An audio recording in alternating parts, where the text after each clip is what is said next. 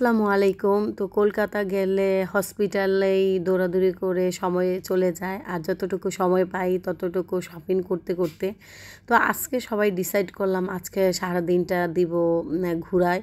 তো আজকে প্রচুর ঘুরবো, সেই জন্য ট্যাক্সি ডাক দিলাম। আর ট্যাক্সিওয়ালা দাদাগুলো এত ফাজিল, বাঙালি দেখলে 20 টাকার ভাড়া 50 টাকা চেয়ে বসে। তারপরে দামাদামি করে একসময় উঠে গেলাম।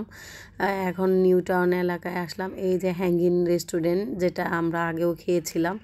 তো এই এরিয়াটা হচ্ছে ধানমন্ডি গুলশান এলাকার মতো, নিউ টাউন কলকাতার। আর আমাদের যে নিউ মার্কেট এরিয়াটা ওইটা যাত্রাবাড়ি আর পুরান ঢাকার মতো। তারপরে 1 ঘন্টা জার্নি করে চলে গেলাম ইকো পার্কের এরিয়াতে। আর ইকো পার্কে আমার এর আগেও যাওয়া হয়েছে, আমার ভালোই লাগে।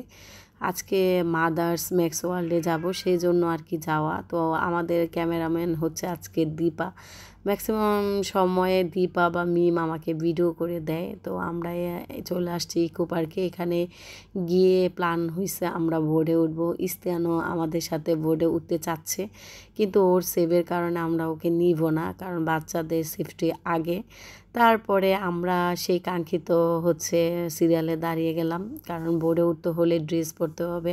আর ড্রেস পরতে হলে এই যে সিরিয়ালে দাঁড়াতে হবে। তারপরে এই যে দাদাগুলো আমাদের সাথে দুষ্টামি করতেছিল আর দিদিভাই হ্যালো দিচ্ছিল, ওরা অনেক এনজয় করেছে আমাদের সাথে।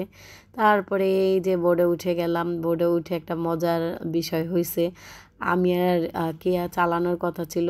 প্রথমে দীপা ভোরেই উঠবে না ভয়ে, নদী দেখে। তারপরে ও চালানো স্টার্ট করছে, মতো বলতেছে আমি চালাবো। তো আমার মনে হলো যে আমার পা ব্যথা না করে আমি এই মাথাটার ভিতরে বসি, এনজয় করি। তো আমি সেই মজা করতেছিলাম। আর যেতে যেতে ওই পার চলে গিয়েছিলাম। আর ওই পার এসে একটা ভেনিউ দেখতে পারলাম, যেখানে ভিউ হচ্ছে মেবি। তো আমরা খুব এনজয় করতেছিলাম, মাঝ নদীতে চলে আসছি। আর পুরো 1 ঘন্টা ঘুরলাম, এই পার হতে ও পার পুরো 1 ঘন্টা লেগেছে। তো ঘোরার পরে আমরা এই যে আবারও চলে যাব সেই ঘাটে। তো ঘাটে যাওয়ার সময় প্ল্যান করতেছিলাম যে আমরা আরও 30 মিনিট খেয়ে দিই। তারপর দীপা বলল না, ওরা আবার 30 মিনিটের জায়গায় 1 ঘন্টা রুপি নিবে। তো ঘাটে গিয়ে আমি দাদাকে বলতেছিলাম দাদা আরও 30 মিনিট ঘুরি। বলতেছে আচ্ছা ঠিক আছে দিদিভাই, কোনো সমস্যা নাই, রুপিটা জমা দাও। তো অনেক মজা করতেছিলাম। তো আমি যেহেতু মাথায় ছিলাম, সেজন্য আগে ভাগে নামতে পেরেছি। আর ওরা ভয়ে ভয়ে নামতেছে, ওরা আসলে ভয় পাচ্ছিল। তো নামার পরে আমি দেখলাম একটা কাপেলকে, ওরা আমাকে দিয়ে একটু ছবি তোলালো, যেহেতু হাজব্যান্ড ওয়াইফ আসছে।